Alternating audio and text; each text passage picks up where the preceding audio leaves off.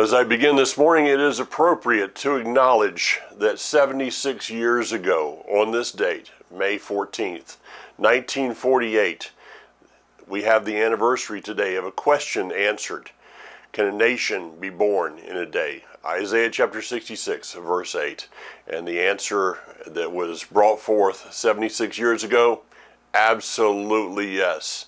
And today we are seeing the ramifications, though, of that answer, in that everything that is going on in this world is about this, because this is not about Israel as a land. This is not about Israel as a people, though of course it is. What is this truly about? Can God be trusted? Can the God of Abraham, Isaac, and Jacob, Yud-He-Vav-He, the creator of the universe, the Almighty, can his word be trusted? Is he true, or is he a liar? And the reason that we follow him today is because one of the reasons, I guess we could say, is that he has proven himself to be true. So I do want to acknowledge that as I'm recording this is Tuesday morning, again, May 14th. The news I received this past Shabbat morning, actually, I received a phone call from Israel, and it was regarding the Israel Summit that is in Nashville. At this point in time, there is a lawsuit being brought up against the hotel that has canceled the contract for Hayavel, and this is the Israel guys. This is the work that has been done over the last 20 years now on the hills of Samaria, of Judea, Samaria, and now all over Israel. And so the Israel Summit, having a number of people from Israel coming in, they received a phone call that the hotel had canceled the contract, a legal contract. And to the best of my knowledge, this is the first time that this has ever happened, that a hotel has canceled something like this with a Christian, what would be looked at as a Christian group, and under pressure from the anti-Palestinian, anti-Hamas, or pro-Hamas, pro-Palestinian, pro-Hamas groups. I received some screenshots of the text that were going around, and it was horrendous. But this is, I don't know what's going to be happening in the next days, of course. But and I have not made a full decision of whether I will be going or not. I'm waiting to see kind of what is going to be happening here, not out of fear, but out of basis of something that I'm going to be talking with Barry Phillips tomorrow about, and you might want to tune in this week to Foundations for a Life, a statement that I put out yesterday to Life Assembly, is that for every Dietrich Bonhoeffer, a pastor in Germany during World War II, for every Dietrich Bonhoeffer, there was also a family of Ten Booms, Corey, Betsy, and her family. And so we need to be, I'm just going to make something, and I'm going to talk more about this tomorrow with Barry, but in this day, we need to be very careful regarding emotions. Now, the Elohim, the God that we serve, he has given us our emotions. He is himself emotional. He says, I am zealous for Zion. There are times in which he says what he hates upon this earth, and that was brought forth in the words of David also. But the Almighty never, I'm trying kind of speaking for him, I guess, but he does not act out of emotion. There's the place. If you've ever studied anything of combat, vengeance, it is when we act out of rage, out of emotion, out of hatred, out of whatever it is that you're acting out of. Look at David. The time that King David acted out of emotion was the story of Bathsheba.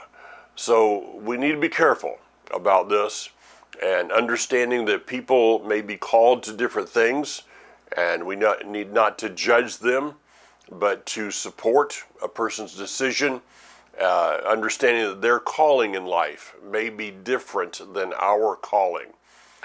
So with that, I think it's very interesting that 2 weeks ago, sitting down right here, Luke Hilton, one of the Israel guys and one of the people that's on the forefront right now regarding this situation with the Israel summit, we sat down and I did an interview with him, talking about the man behind. He was before he was an Israel guy, he was mild mannered pruner and harvester in the vineyards, and that's the time that I met him. So that's available from our website. If you want to go to the little button that says donations, be glad to send out that MP3 or CD to you also. So with that, we're going to get into the words of Vayikra, chapter 21 through part of chapter 24. And it starts out by saying, Yud-Heh-Vav-Heh said to Moshe, speak to the Kohanim, the priests, the sons of Aaron, tell them, and it goes on from there. Now, of course, since there is no priesthood in Israel today, we can pretty much just gloss over these, speed read through these words, because what meaning do they really have to us? Well, when we actually stop and look at it, they have great meaning to us today. The priests. Now, in Israel, ancient Israel, we see from the garden that Adam was called to be a king and a priest. He was to be, we could say, an under king and an under priest.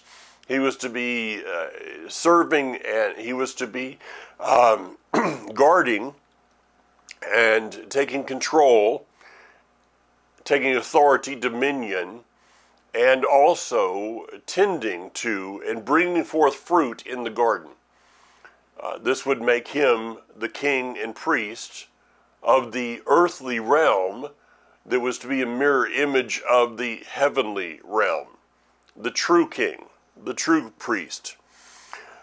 It is said that when the Almighty when Moshe, in the direction of the Almighty, under his direction, brought the people of Israel, the Hebrews, to Mount Sinai, and we can go back to this teaching. I'm going to mention something in just a moment I'm kind of skipping over a number of things to get to the point here. But that when the Hebrews were brought to Mount Sinai, that they were being offered the priesthood. The complete nation was being offered the priesthood under Yud-Heh-Vav-Heh as the king. But because of the actions of the Hebrews, specifically the golden calf, they were rejecting the priesthood. Moving forward into 1 Samuel, which I've just been reading. In fact, I just read this morning of the account of David as he went up before Goliath and the Philistines. We could pray that today the greater son of David would come forth into the camp.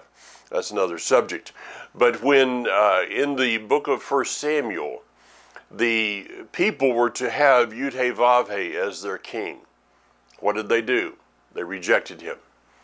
They desired someone that they could see, someone that they could, I guess, visit, someone that they could pay taxes to, and someone that could make bad decisions on their behalf.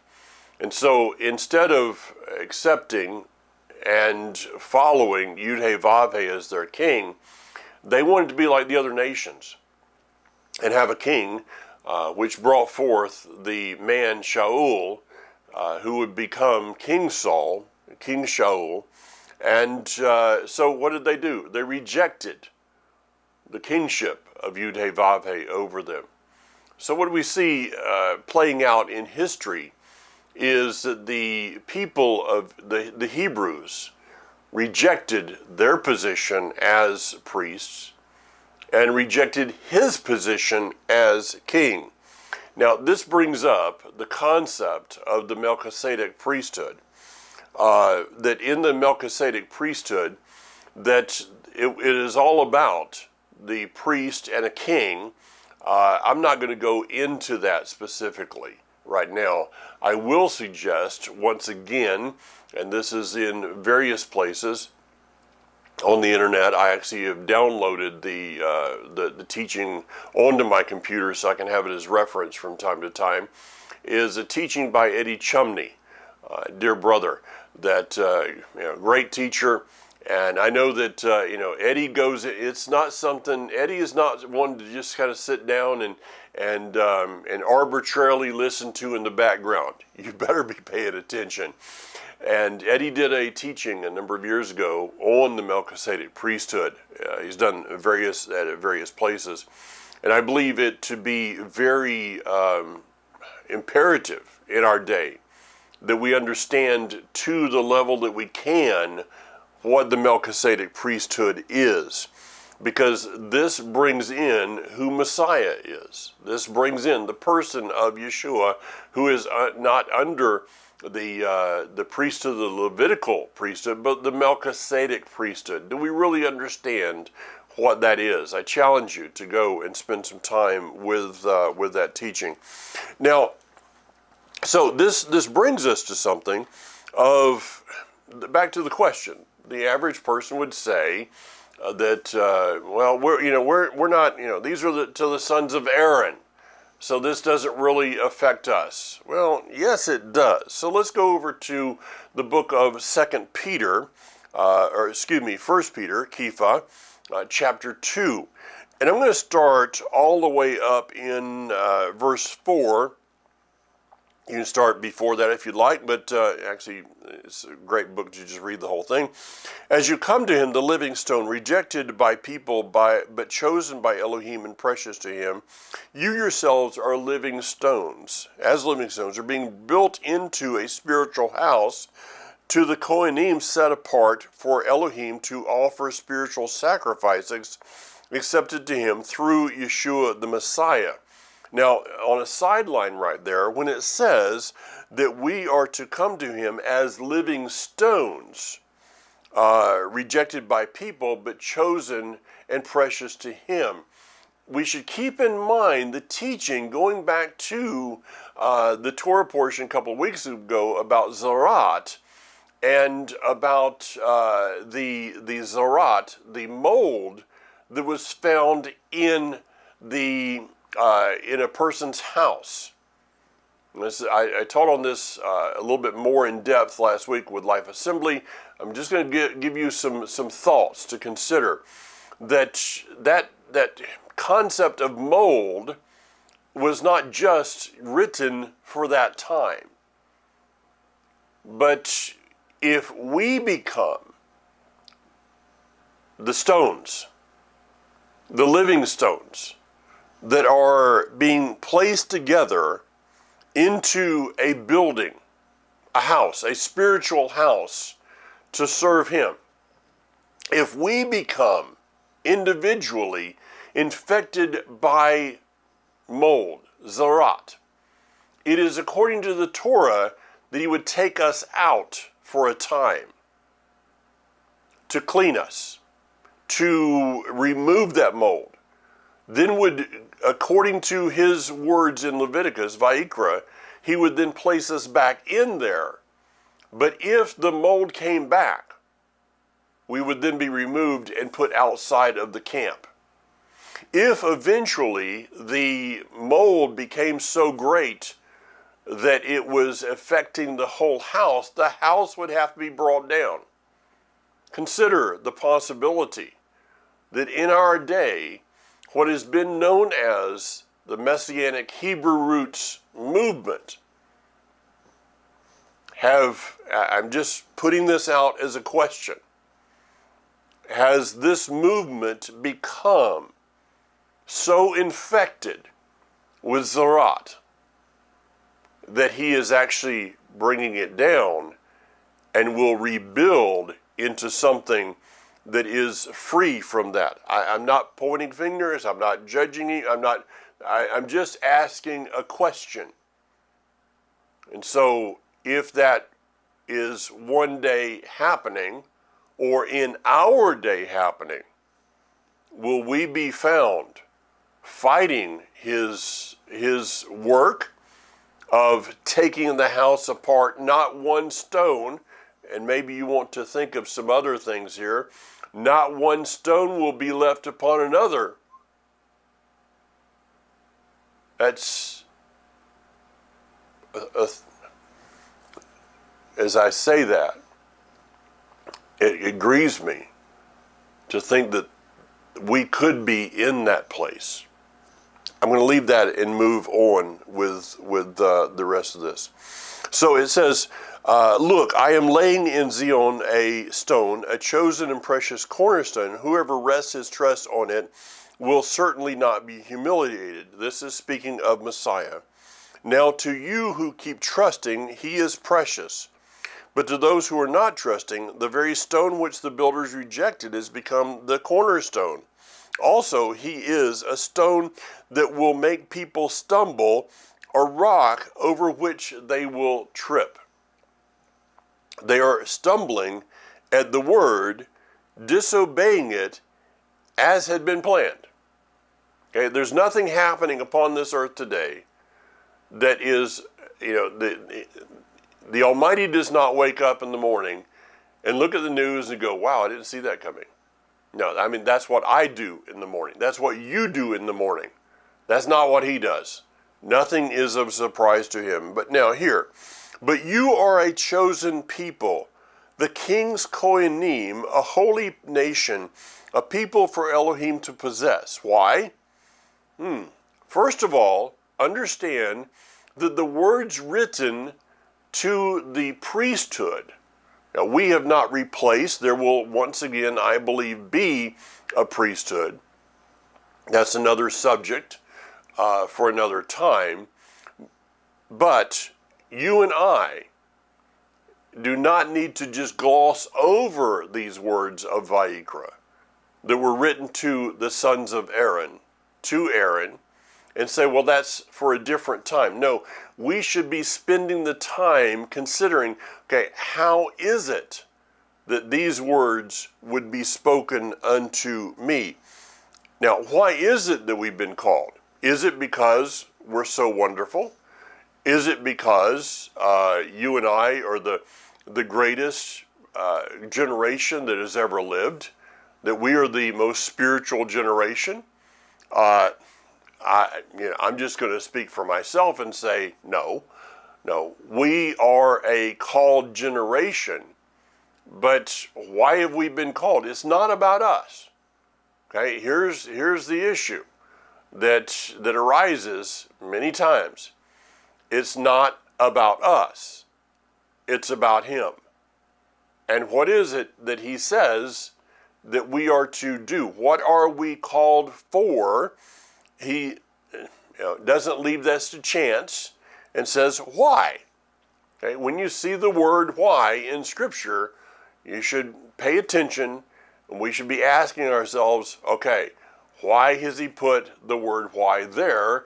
And then, so as not to confuse the issue, he answers the question.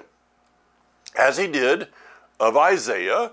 It took him a few years between the words of Isaiah 66:8 and May 14th of 1948. Took him a few years to answer the question, but here he doesn't want there to be any time passing. So it says, in order for you to declare the praises of the one who called you out of darkness into his wonderful light. Now this would go to, we should be thinking about the words out of those living in darkness, the Galilee region, where Kepha was, a great light has come upon them. Okay, if we're reading the Scripture the way that we should be reading it, which is not just once a week on Shabbat, but we're spending time on a daily basis, hiding his word in our innermost being, not in, I told our group the other day, there was actually, I'm not sure if this is true still, but there was a teaching in Judaism many years ago. I heard that it was not actually taught that people should memorize Scripture. You know, the same as you and I did, some of us did in Vacation Bible School or wherever. Because here's the concept. When we put the Scripture in our brain, we have ceased to learn from that Scripture. So, though there's nothing wrong with memorizing verses, I don't believe, but if we have memorized them to the point that we quote them without thinking about them, we quit learning from them. So it is said that we should hide, this is the words of David, your word have I hidden in my heart, my innermost being, that I may not sin against you. So his word is to become a part of us. Let's liken it to our body. If you stub your toe, your brain says, there's pain. Your mouth says something, and it should be appropriate, okay? Because what affects your big toe in the middle of the night has now affected your brain, has now affected your vocal cords, which has now pushed oxygen out, air out of your, carbon dioxide, air out of your lungs and through your vocal cords to enter into the atmosphere around us, probably the words ouch, and I shouldn't do that again. And so one thing is going to affect the whole body. So if we have hidden his word in our innermost being, when we read one verse, another verse should come to our out of our innermost being, and then cause us to consider, ponder, to meditate on that verse regarding this verse. That's what I just did here in that out of darkness into his wonderful light. Once you were not a people, this is Hosea, but now you are Elohim's people before, you had not received mercy, but now you have received mercy. Why are we called priests unto him? And why is it important for us to accept this position in him? That we see in the book of Vayikra, in these words that we're reading, that accepting, embracing, walking in that position, we also accept and embrace a higher calling. People will ask from time to time, regarding numerous things. Well, do you think it's okay? Should I be doing this, or should I? What do you think? It's not up to me to answer a lot of these questions. Okay, the only question I can answer is it right for me? Okay, there's things that I could probably do in life that but there's things that I choose not to do. My life is not perfect. Not setting myself up in any way like that. But there's things that I choose not to do because I embrace a higher calling. Well, you're in the ministry. Now, let's not use those kind of arguments, okay? Each of us should be walking in and embracing the highest calling possible, which is what? Declaring his name. I'm going to bring more to that in just a few moments. One of the things that we do in that, we go to chapter 23, is this is the chapter, okay? When we start talking about kosher dietary laws, where do we go? Leviticus chapter 11. It should be a chapter that we know how to get there, where to go. It's not something that anybody that's been in this walk for more than a few months, okay? It's Kaya decided, we've got our son Daniel's actually going, him and his family taking a few days off, and we get their dog. Great. So that's Kaya telling me Blue's here, her brother. So back to where I was. The festivals. Anyone that has been in this walk for any time at all, kosher, if asked about the kosher dietary laws, should not have to say, where is that in the, no, they should know. It's in Vayikra, Leviticus chapter 11, period. When asked about the festivals, shouldn't have to ask. Okay, if you've been in this walk for 6 months, a year, you shouldn't have to call somebody, email someone and say, where is that? No, you should know it's in Vayikra chapter 23. Own these things for yourself. So these are the festivals or the rehearsals. And we read through them, and I remember every time I go through here, hearing Pastor Jim Brinkle at the Assembly of God Church in Tucson standing up one Sunday morning and teaching on Leviticus chapter 23 and doing an absolutely marvelous job of the prophetic significance of each one of the festivals, but never telling us we should be doing the festivals. And thinking back now, I'm like, well, if it's got so much significance, then why aren't we doing those things, and why are we doing something different? Well, I got the answer, but it took me a while. That's another subject. So each one of these festivals, starting at Shabbat and then going into Pesach all the way through Sukkot, is laid out for us as far as their timing goes. All right, we're told on regarding the festival of Pesach, this to be the evening of the 14th. All right, we're not given a lot of details in Scripture regarding how. That's why there's different seders, different ways of doing Passover. There are some specific things that we're told, but there's a lot of different, we can get caught up in the exact function, the exact form of, and forget about the function of. Think about that one a little bit later. We're taken through the time of unleavened bread, first fruits, the kind of the Omer, all the way through to the Feast of Trumpets, to Yom Kippur, and to Sukkot. Probably the one that is least considered and observed is the one that we're in right now, and that is the counting of the Omer.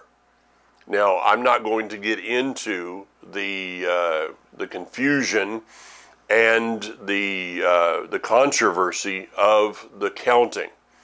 That is based upon how we define the word of Shabbat.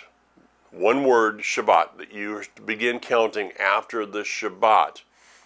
For me, I use the weekly Shabbat, which puts me in opposition, I guess you could say, or on a different counting to my brothers and sisters in Israel, who go that is the Shabbat of the 15th of the first month. Okay, I do not declare myself to be right. I just simply say that this is my understanding of the Scripture, and for now, this is how I'm doing it. Now, with that being said, if a person is not counting the Omer, but is spending time on social media in the controversies of when to count the Omer, Uh, I know what word I'd like to use. It's one that's kind of, behind my shoulder right there, but I'm not going to say that word. It is kind of an irrelevant thing to argue about something that you're not doing. Okay, it's very similar to the new moon and people that argue continually over the sighting versus the conjunction, but never do any kind of observation or celebration of. Again, what is the purpose of that? It's that word over my shoulder there. Anybody that's listening on MP3, it's a word that begins with S and ends with a D. Okay, you probably can figure that one out. So this Count of the Omer is something that Kathy and I have tried to do for many years. It's become kind of a game to us. This morning, she just came back from Pennsylvania from her brother's funeral, so I gave her a break this morning and let her win on day 17. But I told her, I said, I could have beat you 3 times, but I didn't. So got to be nice once in a while. Tomorrow, vengeance. Okay, we're coming back, but.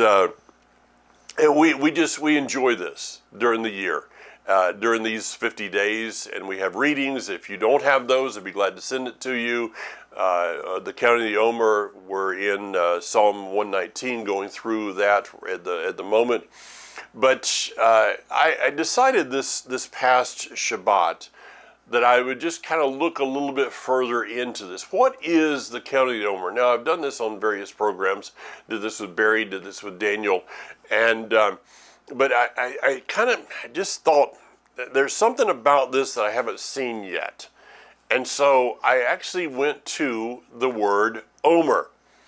And it means a pile or a heap, okay? Nothing really specific on that one, until I looked at the pictures of the letters. The word Omer is an Ayin, a Mim, and a Resh. Ayin, Mim, Resh.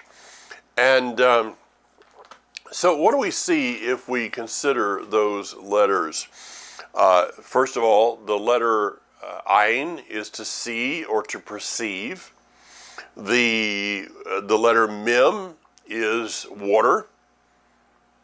The letter Resh is the head.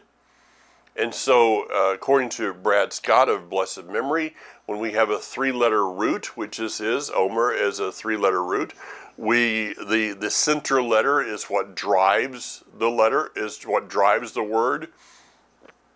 The letters on each side would then reference and give us more meaning of what we're to be looking at regarding that center letter. So it's about water. All right. So what do we think of? What do we think of as we think of water? Well, the first thing that came to my mind as I was considering this is a river.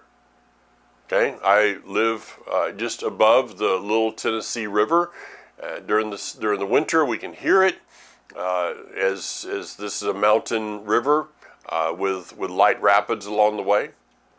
So we can hear that water flowing. The letter Ayin is to see or to perceive, and the letter Resh is the head, the beginning, the chief. So putting all that together, during the counting of the Omer, we are to see or perceive the head of the waters.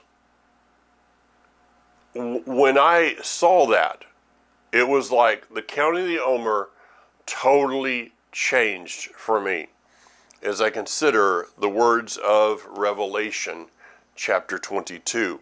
Now, chapter 22 is, this is beyond chapter 21, of course, that's obvious. Chapter 20 is talking about the end of the millennium. We go through up until this area, we're talking about the seventh day. And then now we're entering into, in chapter 21, the eighth day. Then I saw a renewed heaven and a renewed earth. So for those that say that the earth is going to end, no. Just the way that it's being handled today is going to end. Chapter 22 then is speaking, chapter 21 and chapter 22 then are speaking of eternity, past the seventh day. This is the eighth day. The tabernacle was consecrated on the eighth day. A young boy is circumcised on the eighth day. Sukkot is a 7-day festival that is 8 days long. So for those of us that, and I consider this of the kingdom, that 1,000-year reign.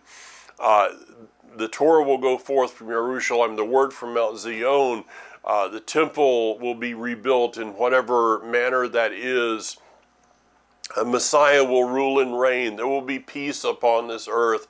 They will learn war no more. The lion will lay down with the lamb or whatever, and my grandchildren can play with a rattlesnake and not harm them. Okay, and I really don't want them doing that anyway, but this is beyond this time.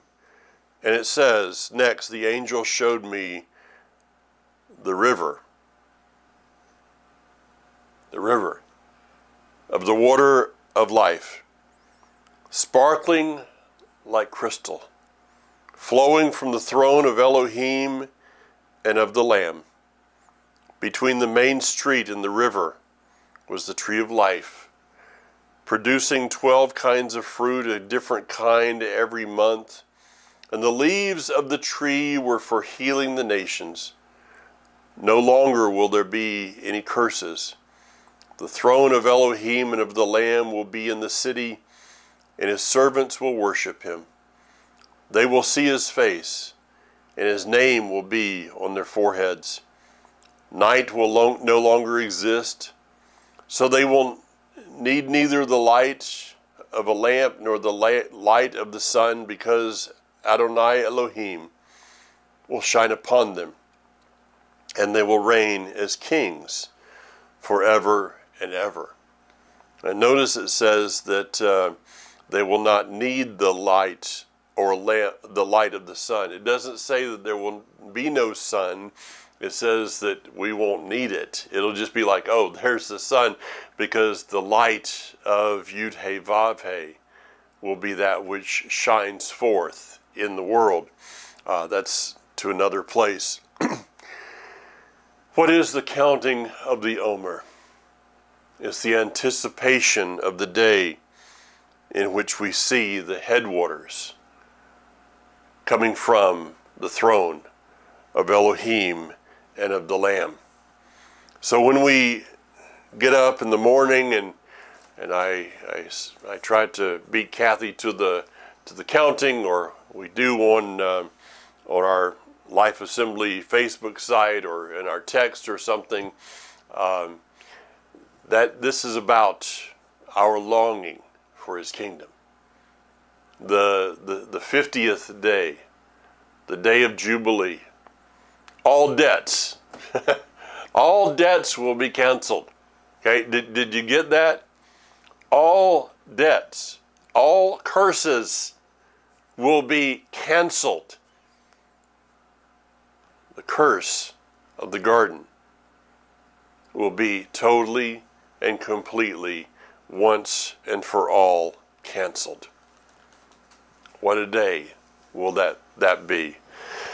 What a glorious day! I'm thinking about this song. What is this song?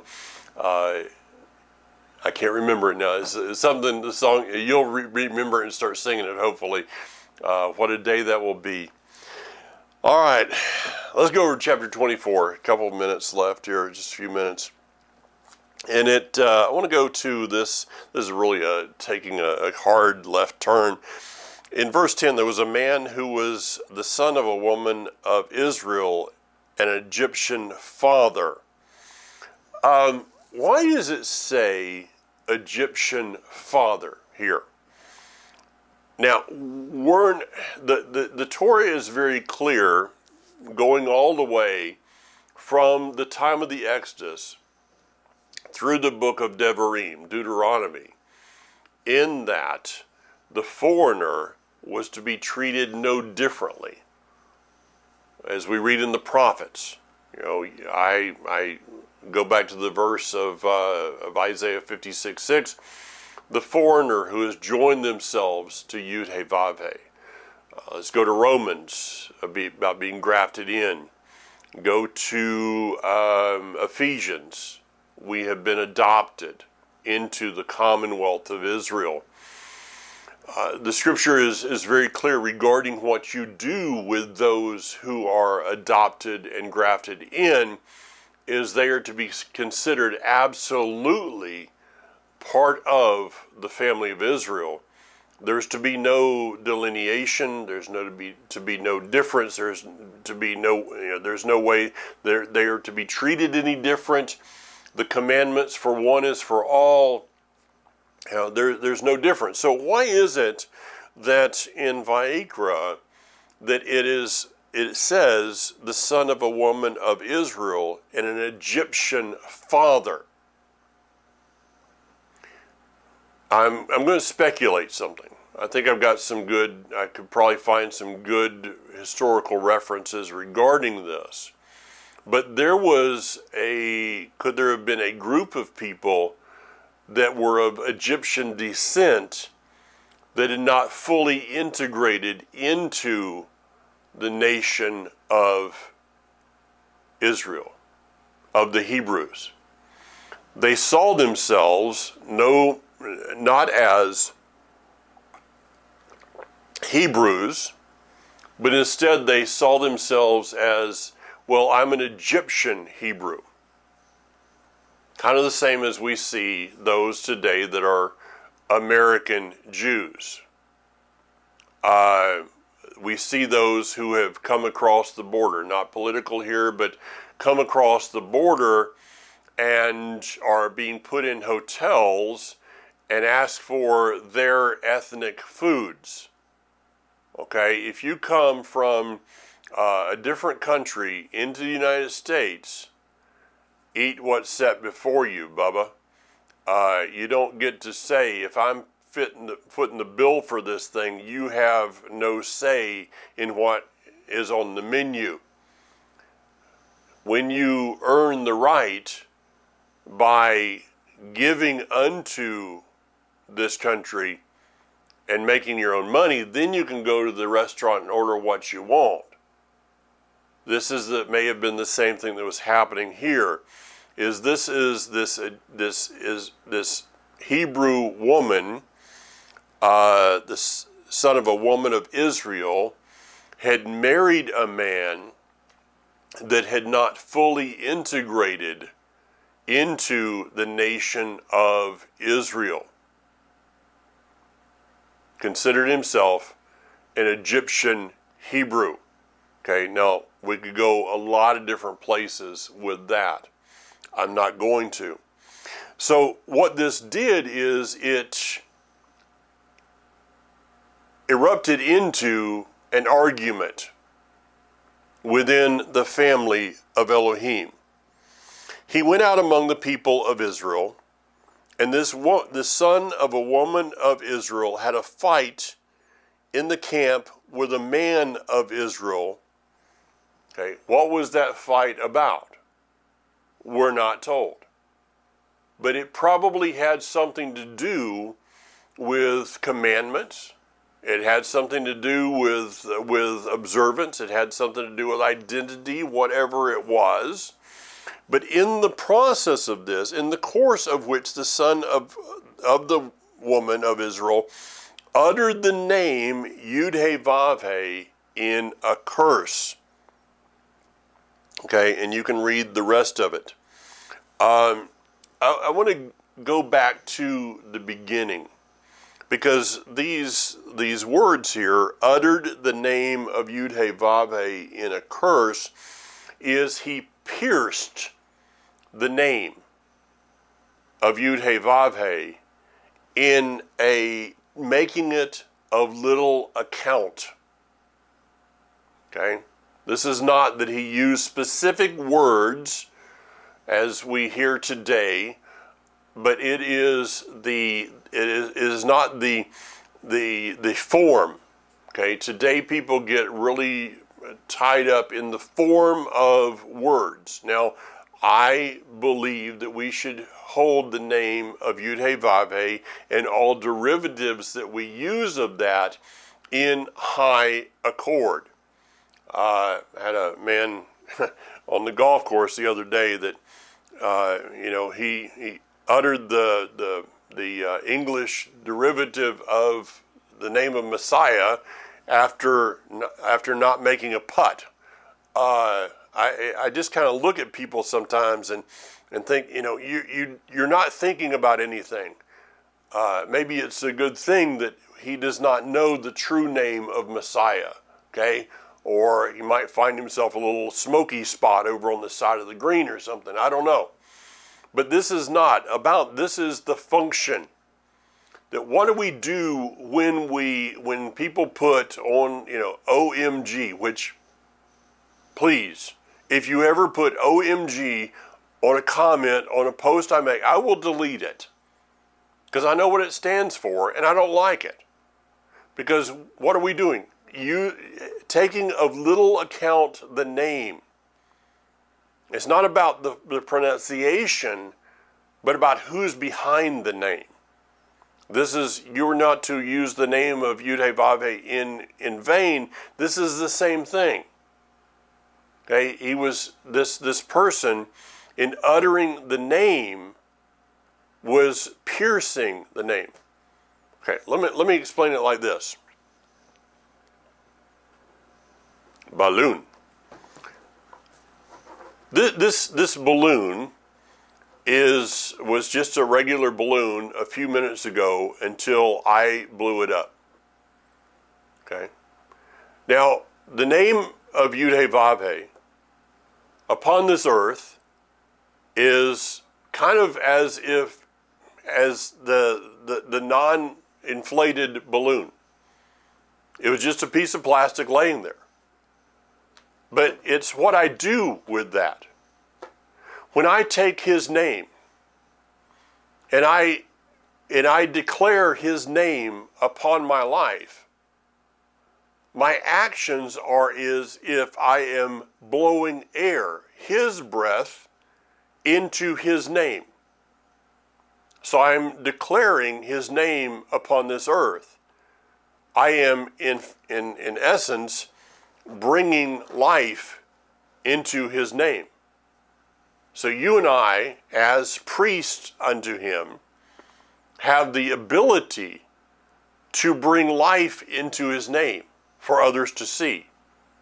Now, with this man who uttered the name in a curse, the scripture is, the word there of uttered is the word pierced.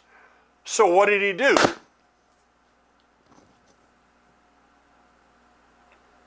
That's what he did. He took the name of Yud-Heh-Vav-Heh and took all the breath out of it, to where it was just something that, as far as the world could see, was kind of useless, of nothing that they wanted to know or see or have anything to do with. We today upon this earth have the ability to put life into his name or to make his name useless upon this earth. That is the job of a priest. Shabbat Shalom. Shavua Tov. Have a blessed, prosperous week. Bezrat Hashem, God willing. Be here again next week. Please, as you can, be praying for the Israel Summit, for those that are going to be making the decisions regarding this. Our prayers for the protection of the land and people of Israel during these days, the release of the hostages. All of this, these are things that we should not be forgetting to do in this day. Till next week, be strong. Yivarechecha Adonai v'yishmarecha.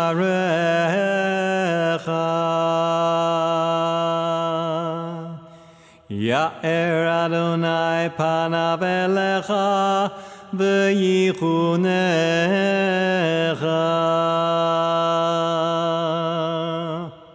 Yisa Adonai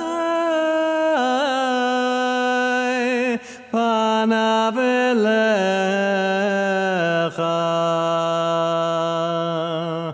v'yasem lecha shalom.